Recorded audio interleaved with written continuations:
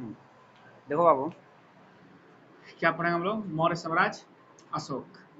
देखिए, ये इतिहास में काफी प्रचलित नाम है अशोक। नहीं कि वो क्या था कि ये मगध का सबसे चक्रवर्ती सम्राट था। ये क्या था? और मौर्य वंश का सबसे चक्रवर्ती सम्राट अगर देखा जाए, सबसे महान शासक माना जाता है किसको? अशोक को। और कहीं कहीं आप लोग देखते हो क्या कि कहीं कहीं क्या इतिहास में इसको महान अशोक कहा जाता है, चाहे अशोक महान कहा जाता है। तो महान बाबू किसी शासक में ऐसे ही नहीं लगा होगा, जरूर उसका कुछ ना कुछ कर्म होगा, कुछ बढ़िया होगा, बढ़िया शासक होगा जनता के लिए भी ना। तो देखो अब इसका अगर शुरुआती दौर देखोगे अशोक का जीवन काल ना, तो काफी संघर्षपूर्ण जीवन काल रहा था। नहीं, और इसे शुरुआती में अशोक नहीं चंडाशोक कहा जा रहा था। क्या कहा जा रहा था? चंडाशोक। और इस ये क्यों कहा जा रहा था? क्योंकि वो बोला जाता है क्या कि अशोक ने अपने 99 भाइयों को मार कर बाबू क्या कर दिया था? कदम को है ना इसमें फेंक दिया था, पटना में, पाटलिपुत्र में ना। लेकिन बाबू इसका कोई साक्ष्य नहीं है, ये सिंहली अनुश्रुति। नहीं, सिंहली अनुश्रुति मतलब सिंहली एक वो क्या है कि एक भाषा है ना, और जनजाति भी जाति है, जनजाति नहीं जाति है, कहाँ? श्रीलंका की। नहीं, तो सिंहली अनुश्रुतियों के अनुसार बाबू ये जो है मतलब उनकी अनुश्रुति जो है, उनकी जो पुस्तक है उसके अनुसार ये बाबू सामने बात आती है कि अशोक ने अपने 99 भाइयों को क्या कर दिया था बाबू? कत्ल कर दिया था, तब राजा बना था। ऐसा कोई बाबू मतलब इसका कोई और ऐतिहासिक स्रोत नहीं है, ठीक ना। लेकिन पूछता है क्वेश्चन कि किस अनुश्रुतियों के अनुसार, किसके अनुसार अशोक ने अपने 99 भाइयों को क्या कर दिया था? वो कत्ल किया था। तो सिंहली अनुश्रुतियों के अनुसार ना। समझ ना बात? ये ध्यान रखना, सब बड़ी इंपॉर्टेंट क्वेश्चन यहाँ से बनता है ना। तो शुरुआती काल में इससे लगता था कि चंडाल था। नहीं, तो नाम क्या था? चंडाशोक। क्या नाम था इसका? चंडाशोक। बाद में देखोगे बहुत धार्मिक प्रवृत्ति का हो गया है। क्या हो गया है? बहुत धार्मिक प्रवृत्ति हो गया है। इसीलिए इतिहास में क्या हो कि यहाँ से क्वेश्चन बहुत ज्यादा, मौर्य सम्राट से अगर क्वेश्चन उठता है तो यहाँ से क्वेश्चन बहुत ज्यादा उठता है। समझे ना बात? इसलिए थोड़ा सा ध्यान से पढ़िएगा आप लोग। तो सबसे पहले हम देखते हैं कि अशोक के पिता का क्या नाम था। तो हम लोग पढ़े थे बिंदुसार। क्या नाम था इसका पिता का नाम? बिंदुसार। और बिंदुसार का पिता का नाम क्या था? तो चंद्रगुप्त मौर्य। बताना। और चंद्रगुप्त मौर्य के पिता क्या नाम है बाबू? ये मालूम नहीं है, इस पर विवादित है। ये सब क्या है? ये विवादित है। समझ ना बात? चलिए, मतलब मौर्य वंश के संस्थापक कौन थे? चंद्रगुप्त मौर्य थे ना। अब देखिए बाबू, अब खुद सोचो, जो संघर्ष करता है बाबू वो महान बनता है ना बात? संघर्ष आप भी करोगे तो भाई बड़े हो जाओगे, महान बन जाओगे, बात ना। तो काफी ये संघर्ष किया है अशोक। अशोक 2 गो भाई था। कितने भाई था? 2 गो भाई था। ऐसे, हाँ, ऐसे क्या होता है बाबू कि 99 भाई, 100 भाई का जिक्र मिलता है। सिहली अनुसूची में बाबू 100 भाई, 99 भाई को काट दिया था तो एगो बचल था, मतलब 100 गो भाई था ये, बात ना। लेकिन ये 2 गो भाई था। क्या? कितने भाई था? 2 गो। बड़े भाई का नाम था क्या था? सुशील, ठीक ना। एगो का नाम था क्या? अशोक ना। अब तो क्या हुआ था कि तक्षशिला में जब बाबू क्या हुआ? विद्रोह हुआ था। कहाँ? तक्षशिला में। तो वहां किसको भेजा गया था? पहले सुसीम गया था। कौन गया था? सुसीम। सुसीम जब गया वो तक्षशिला युद्ध में, मतलब विद्रोह को दबाने के लिए, तो उससे विद्रोह दबा नहीं, क्योंकि वो थोड़ा सा मतलब दूसरे प्रवृत्ति के था, थोड़ा सा सभ्य प्रवृत्ति था उसके पास। लेकिन इसके पास क्या था? सभ्यता नाम की कोई चीज नहीं थी। इसके पास एक ही नीति जानता था कि भाई मान जी बता ठीक बा, ना मन बता मना दिए ना, ना मन बता मना दी। तो जब वहां गया बाबू, तो देखो आप जिसे पुत्र हो तो वो तो आपके बारे में जानता है भाई। बिंदुसार ये बात जान रहे थे, पता ना, बिंदुसार ये बात जान रहे थे कि नहीं अशोक को नहीं भेजना है, जाओ जाकर, प्रजा तो हमारी है। नहीं, वो विद्रोह किया है तो जाकर उसे बढ़िया से दबा दो, बात ना। मतलब ढेर मारकाट मत करना, बात ना। पर जो क्या होती है वो, अब बोले कि नहीं भाई देखो बढ़िया एक राजा आ गया वहां। नहीं, गवर्नल एक बढ़िया आया, गवर्नल था ना सुसीम, बात ना। तो क्या हुआ था कि वहां तक्षशिला में बाबू, तो उससे नहीं संभला तो उधर से बोला, पत्राचार के माध्यम से भेजा कि पिताजी हमसे ये संभव नहीं है, ये तो विद्रोह बढ़ते चला जा रहा है। तो अब लास्ट में राजा क्या करेगा? अपना राज नहीं ना अथी करेगा, बर्बाद नहीं ना करेगा। अब बाबू हार थाक कर बोला कि जाओ। कौन? अशोक, तुम जाओ, देखो ऐसा ऐसा बात हो गया, तुम्हारे भैया गए हुए हैं, नहीं संभल पा रहा है। बोला कोई बात नहीं है। वहां जाता है, जाते जाते फिर खबर हो जाता है यहाँ सब मामला शांत हो गया। नहीं, तो एक अचंभित की बात है कि मामला इतना जल्दी शांत कैसे हो गया। तो लोग पूछते हैं कैसे शांत हो गया, तो मतलब कैसे शांत हो गया मामला। तो बोलता है कि शांत हो गया है, कोई दिक्कत नहीं है, कोई बोलने लायक रहेगा तब ना। ये जाते जाते कत्लेआम मचा देता है। क्या करता है बाबू? जिसे बोलता है कि क्या मतलब युद्ध चाहता है लोग, तो मान लो हाथ में लाइन क्रॉस के, हाँ मरलस तलवार से लाइन खत्म। अच्छा तू युद्ध चाहता रहा है ना, चुप रहा बोलो। तो लोग कहो ना मरल से खत्म। अब बाबू 3 लाइन को जैसे ही काट देगा धड़ाधड़ एकदम, बात ना, तो चौथा लाइन कहेगा कि ना कोनो बात नहीं है। नहीं, यही हाल हुआ था। मतलब क्या किया तक्षशिला में बाबू, ये जाकर कत्लेआम मचा दिया ना। अभी क्वेश्चन और आता है यहाँ से कि अशोक राजा बनने से पहले कहाँ का गवर्नर था, तो क्या है, अवंती बतना, मतलब वहां का ये क्या था, गवर्नर था बतना, ध्यान रखिए अवंती का ना। अब ध्यान रखिए आप लोग कि अब हम आते हैं तो क्या होता है बाबू कि कोई भी राजा है बाबू, वो जब मरेगा तो उसके बाबू पुत्रे बनेंगे बतना। अब इस बीच में क्या हुआ है, सुसीम यहाँ का राजा नहीं बना है, बना है बिंदुसार के बाद राजा कौन बना है बाबू, अशोक बना है ना। चलिए देखिए, तो अब क्या है, लेकिन जबकि बाबू बड़ा बेटा कौन था, सुसीम ही था बतना, लेकिन बाबू खुरखाही बेटा कौन था, अशोक था। तो बरियार जो रहेगा वही ना राजा बनेगा, है कि नहीं बात। अब खुद सोच लो कि राजा कमजोर के बना दिया जाएगा तो फिर वो राज क्या हो जाएगा, खत्म हो जाएगा, बस में रहो ना। तो इसीलिए वो कौन बना था राजा, अशोक बना था। देखो पिता का नाम क्या था, बिंदुसार, माता का नाम था शुभदांगी या शुभ्रांगी ना। किसके अनुसार, दिव्यदान किताब है बाबू, बात है ना। तो उसके अनुसार बाबू इसकी माता कौन थी, शुभ्रांगी थी, एक ब्राह्मणी थी, ये क्या थी, एक ब्राह्मणी थी ना। चलिए अब देखिए बाबू, इसके पत्नी का नाम क्या था, देवी मतलब नाग देवी, पता ना। ऐसे आपको करवस्की भी इसकी पत्नी मिलेंगी नहीं, पद्मावती भी मिलेगी इसकी पत्नी, मतलब बहुत सारे पत्नियां मिलेंगी, लेकिन बाबू क्या था कि देवी, नाग देवी, इसका पूरा नाम क्या था, नाग देवी, नाग देवी, समझ ना बात। अब क्या हुआ था कि इससे दो गो पुत्र हुए थे, क्या हुए थे बाबू, दो गो पुत्र हुए थे, महेंद्र और संघमित्रा। दो गो पुत्र नहीं, एक पुत्र एक पुत्रियां। महेंद्र क्या था बाबू, पुत्र था, और बाबू संघमित्रा क्या थी, नहीं, जिससे ये विदेशों में बौद्ध धर्म के प्रचार के लिए भेजा था, श्रीलंका में। कहाँ भेजा था, तो श्रीलंका विदेश है ना, है क्या अपन देश है, नहीं। पूछता है क्या कि श्रीलंका में धर्म प्रचार के लिए, बौद्ध धर्म के प्रचार के लिए अशोक किसको भेजा था, तो महेंद्र और संघमित्रा को भेजा था, समझे ना बात। चलिए देखिए, अब क्या होता है, राजा बन जाता है भाई। तो कोई भी राजा बनता है तो सोचता है कि चलो अब अपनी राज को विस्तार किया जाए ना। तो देखिए बाबू, भारत की स्थिति देखिए आप, जैसे आप लोग देखते हो क्या कि यहाँ से आता है, ये ऐसे आता है ना, ये भारत ऐसे आता है नहीं। यहाँ क्या है हो, तो ये हमारा है मगध, है ना, अवंती हो गया, यहाँ हो गया ना, और यहाँ क्या हो गया, उड़ीसा हो गया, क्या हो गया, मतलब यहाँ से ऐसे आएगा अवंती ना, उज्जैनी क्षेत्र नहीं, और ये उड़ीसा हो गया ना।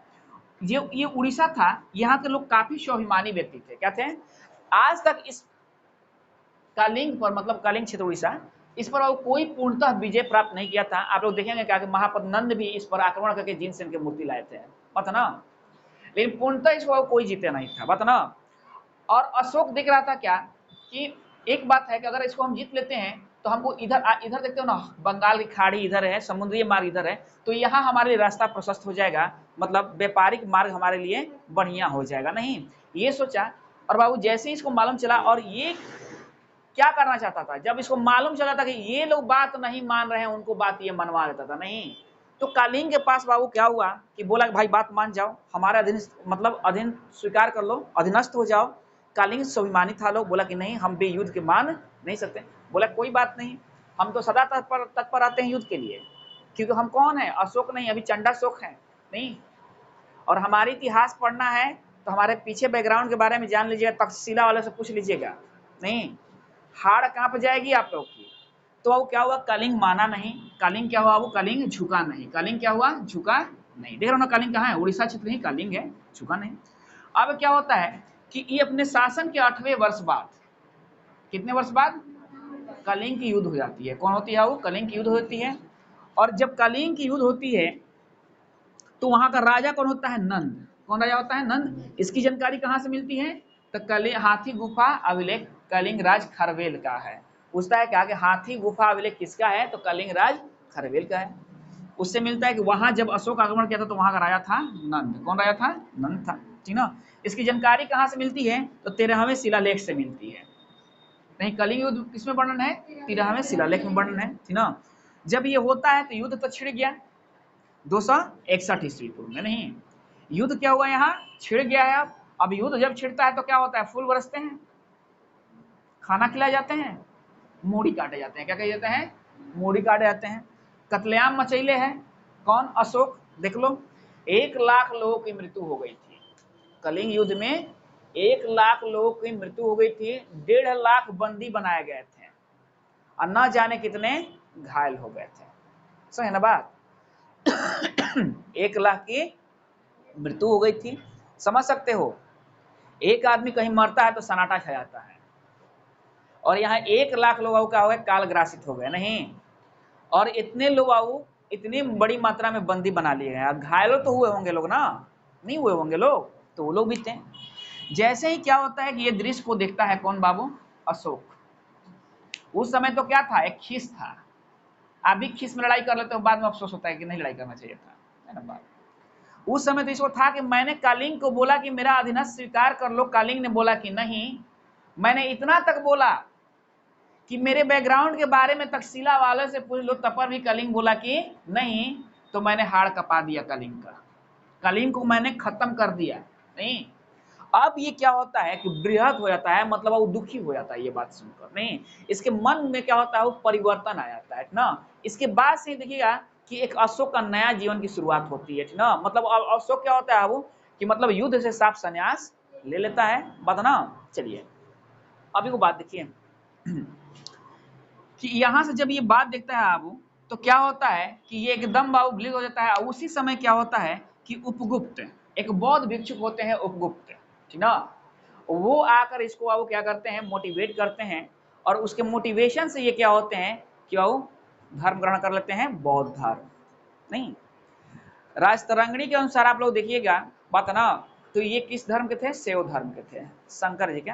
ब्राह्मणों के अनुसार देखिएगा तो ये ब्राह्मण मतलब ब्राह्मण धर्म के थे।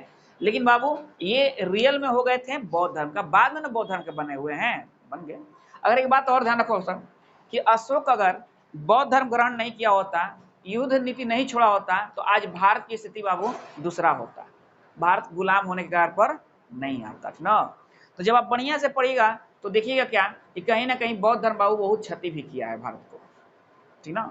खराब मत मानिए, धार्मिक है बताना, लेकिन क्षति किया है। क्योंकि खुद सोचो, अगर राजा किसी देश का नहीं शांति प्रिय हो जाए, दंड देना छोड़ दे, नहीं और क्या करेगा, वो तलवार को छोड़ दे, वो देश क्या हो जाएगा, गुलाम हो जाएगा, नहीं हो जाएगा।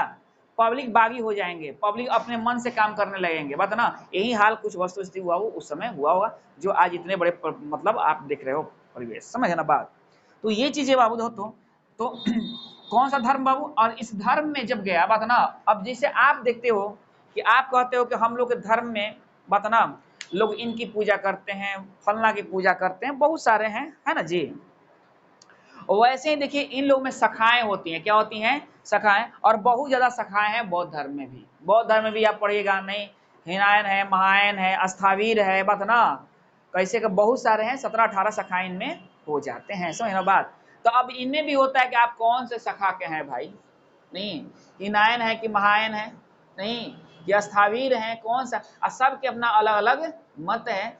तो जब बाबू दूर से किसी धर्म को देखते हो तो आपको लगता है कि बहुत बढ़िया होगा, नहीं ऐसी बात नहीं है। दूसरे के पिताजी बड़ी बढ़िया लगते हैं कि वो मारते नहीं है आपको, अपने पिताजी डांटते रहते हैं ना, वो अरे एने गोलिस रे, तब बड़ा लगता है, तुमको लगता है कि दूसरे के पिताजी कितना बढ़िया है भाई, मारते ही नहीं है, नहीं। और हमारे पिताजी बार बार कहीं निकलो तो बोलते हैं कहाँ जा रही है भाई, कहाँ गई थी, नहीं कहाँ गया था वो, पढ़ रहा है कि नहीं पढ़ रहा है, दिन भर टोकते रहते हैं, है कि नहीं बात।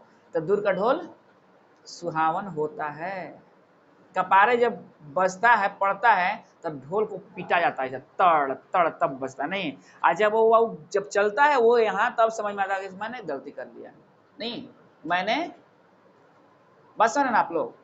तो देखो बाबू एक बात यहाँ से कि ये तो पूछेगा क्या कि उपगुप्त की सहायता से क्या बना था, बौद्ध धर्म का ग्रहण किया था कौन, अशोक। और किस शाखा में बाबू, तो अस्थावीर शाखा में। किस शाखा में, अस्थावीर शाखा में, क्लियर।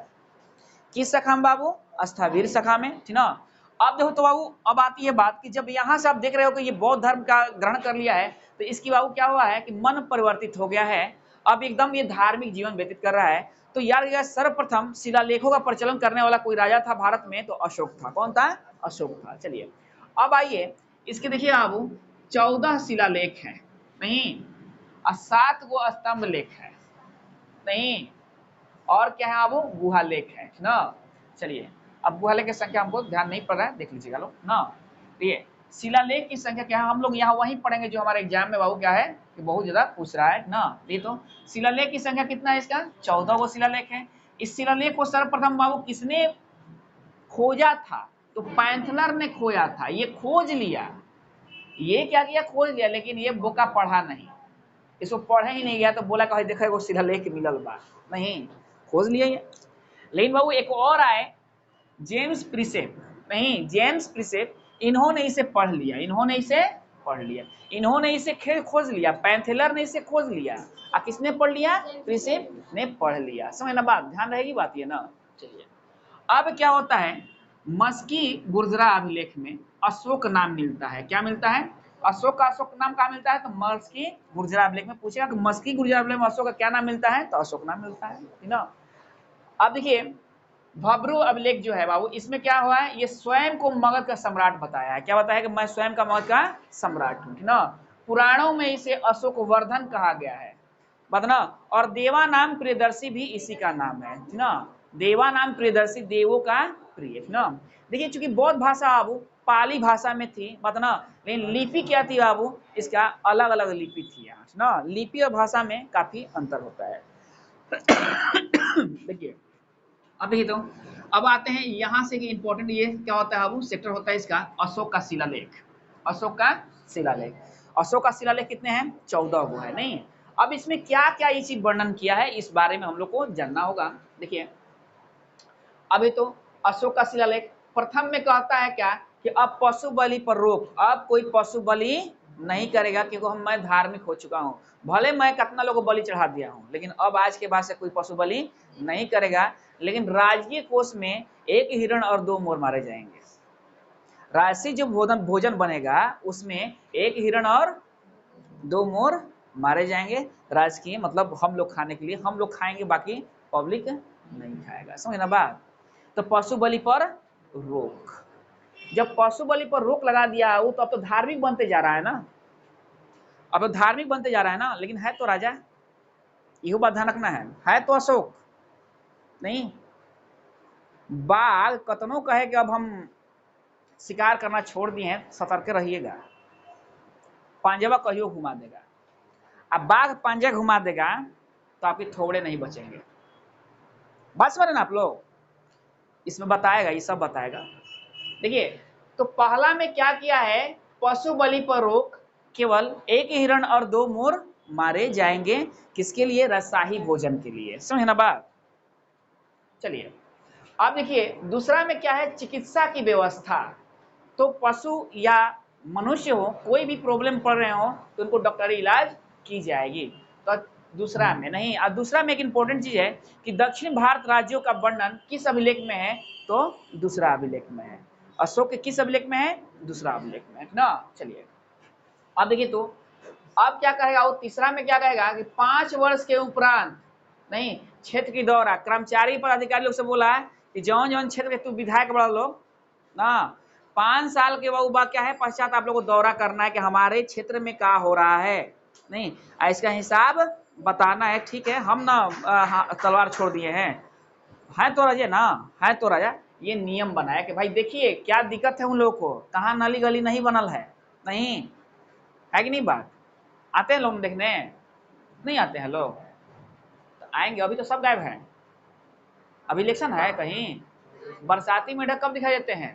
तो ये पंचशील मेढक हैं लोग, ये पंचशील मेढक हैं लोग, 5 साल बाद दिखाई देते हैं लोग नहीं।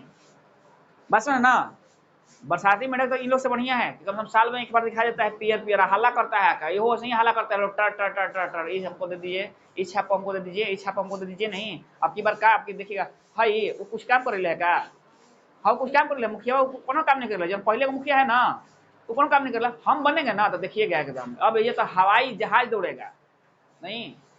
आज जब बाबू जीत जाएंगे तो हवाई जहाज खुद बन जाएंगे, पेट बढ़ना शुरू नहीं, अपनी ताकत बढ़ना शुरू उनकी नहीं हो जाएगी। चलिए लेकिन बोला कि ये बात नहीं होनी चाहिए।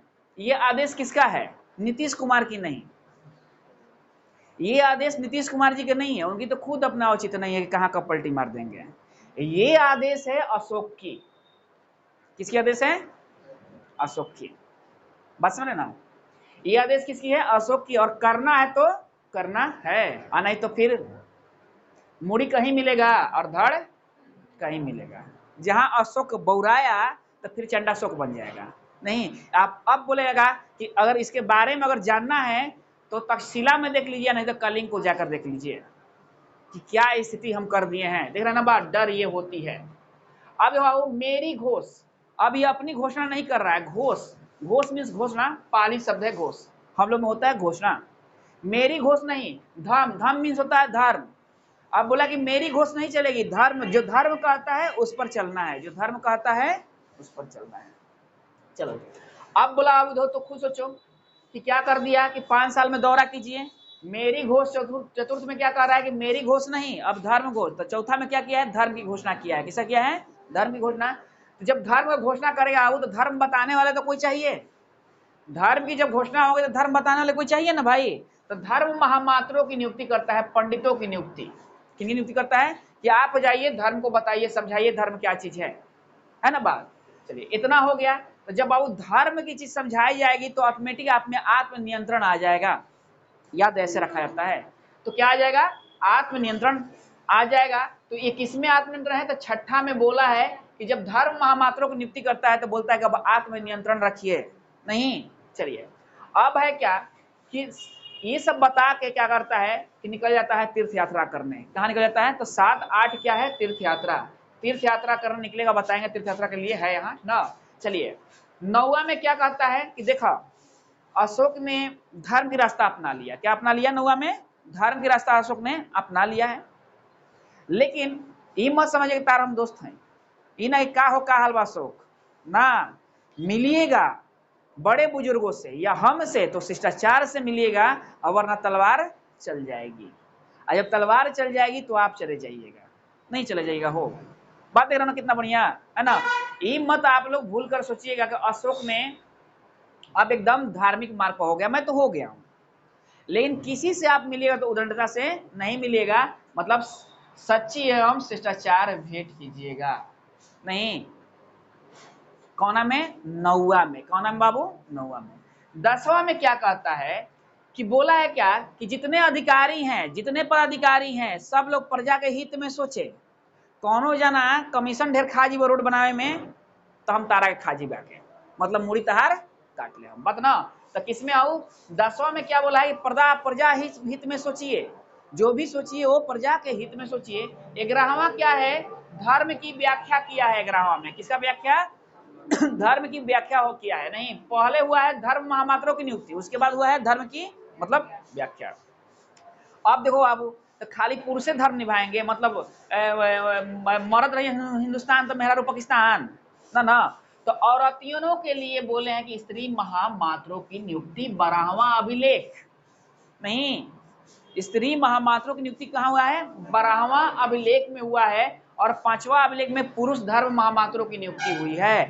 क्लियर। 13वां में क्या हुआ बाबू, कालिंग नरसंहार, नहीं, कौन नरसंहार हुआ है, कालिंग नरसंहार, ठीक ना। 14वां में क्या कह रहा है, अब बहुत हो गया, जीवन धार्मिक जिए लोग। लास्ट में क्या कह दिया है, धार्मिक जीवन जिए लोग, नहीं। देखो तो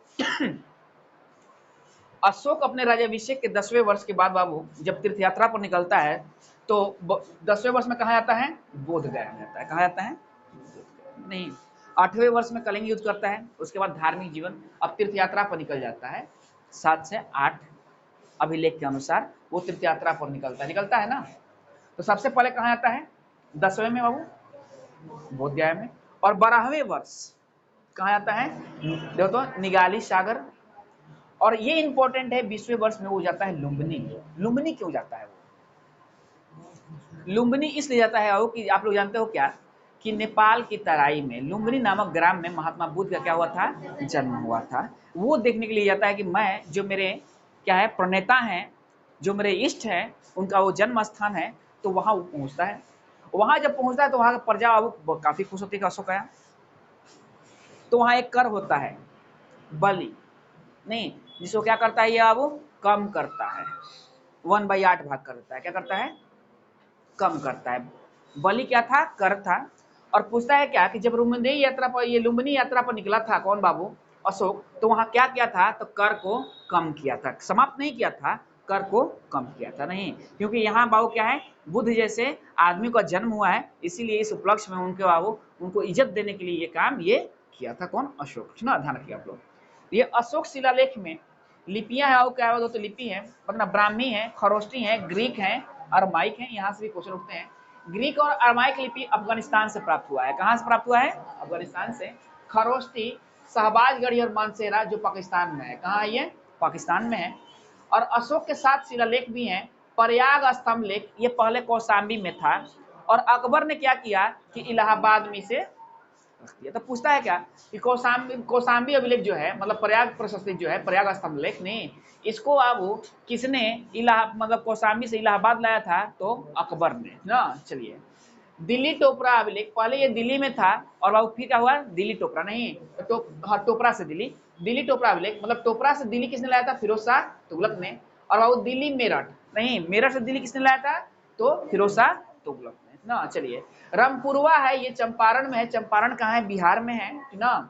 चलिए, लौरिया और रेजा क्या है? चंपारण में है। लौरिया नंदन क्या है? चंपारण में। और लौरिया नंदन जो है यहाँ से मोर चिन्ह का प्रतीक मिलता है। क्या मिलता है? तो पूछे किस अभिलेख, किस ये कौन है? शिलालेख है ना, किस शिलालेख में मोर प्रतीक मिलता है? तो क्वेश्चन में मिलता है वो लौरिया नंदन, चंपारण, ठीक ना। चलिए, कौशाम्बी अभिलेख को रानी का अभिलेख कहा जाता है। क्या कहा जाता है?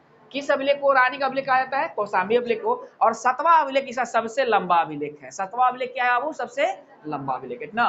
प्रथम पृथक शिलालेख में बाबू सभी मनुष्य मेरे बच्चे हैं। पूछेगा कि अशोक ने कहा ये कहा है कि सभी मनुष्य मेरे बच्चे हैं? तो प्रथम पृथक शिलालेख में कहा है ये ना। चलिए, सारेकुना अभिलेख, सारेकुना अभिलेख मतलब कंधार अभिलेख। सारेकुना अभिलेख मतलब क्या हुआ? सारेकुना, ध्यान रखे लोग, कंधार में है ना। कंधार अभिलेख, इसमें ग्रीक और अरमाइक लिपि मिली हुई है। बस याद रखना, ग्रीक और अरमाइक लिपि यहाँ मिली है। अब है क्या है बाबू? ग्रीक और अरमाइक अफगानिस्तान, बात ना। ये क्या है? खरोष्टी और अब बाकी सब ब्राह्मणी लिपि में है। बाकी सब बात ना ब्राह्मी लिपि में। और वो आपको देखने से भी मालूम चलेगा कि आपके शब्दों में होगा, आपके शब्दों में होगा। तो आप अपने शब्द जान सकते हो ना। बतना अरमाइक, बतना देख रहा ना, ये थोड़ा सा दूसरा टाइप लग रहा है ना अरमाइक, बतना। तो ये ध्यान रखिए आप लोग ना। चलिए, खरोष्टी लिपि दाई से बाई लिखी जाती थी ना। समझ ना बात? ध्यान रखिए आप लोग ना। हम लोग कैसे लिखते हैं? बाया से दाया ना। तो ध्यान रखिएगा कि इस तरह से वो लिपि लिखी जाती थी। हाँ, समझ ना बात? तो इतना चीज आप लोग बाबू इस अशोक में याद रखिएगा, तो आपका क्वेश्चन नहीं छूटेगा ना। समझ ना बात? इसके बाद हम लोग मौर्य प्रशासन के बारे में पढ़ेंगे। अगली क्लास क्या होगी? मौर्य प्रशासन के बारे में। नहीं तो यहाँ से इंपॉर्टेंट है, इंपॉर्टेंट आप लोग को बता दी गई है, और आप एक बार पढ़ लीजिएगा। आप पढ़ के क्या कीजिएगा, जो आपकी किताब है, जो भी स्रोत है किताब आप लोगों के पास, उस किताब को एक बार बढ़िया से पढ़ लीजिएगा, तब जाकर अशोक के सबसे मौर्य साम्राज्य में ज्यादा पढ़ना है तो अशोक को पढ़ना है। सबसे बिंदुसार को उतना ज्यादा नहीं पढ़ना है। नहीं, अभी इसमें पढ़ना है कि बाबर की पहाड़ी पर अजीबों के लिए वो क्या बनाया था इसने, मतलब रहने के लिए बनाया था वहां, ठीक ना। तो ये सब बाबू आप लोगों को पढ़ना है, तब जब पढ़िए तो जो छूटा फूटा इसमें होगा ना, तो वो उससे आपका कंप्लीट हो जाएगा। मेन मेन चीज आपको हम बता दिए हैं, समझ ना बात? चलिए, आप उनके लिए दौड़ जाइए।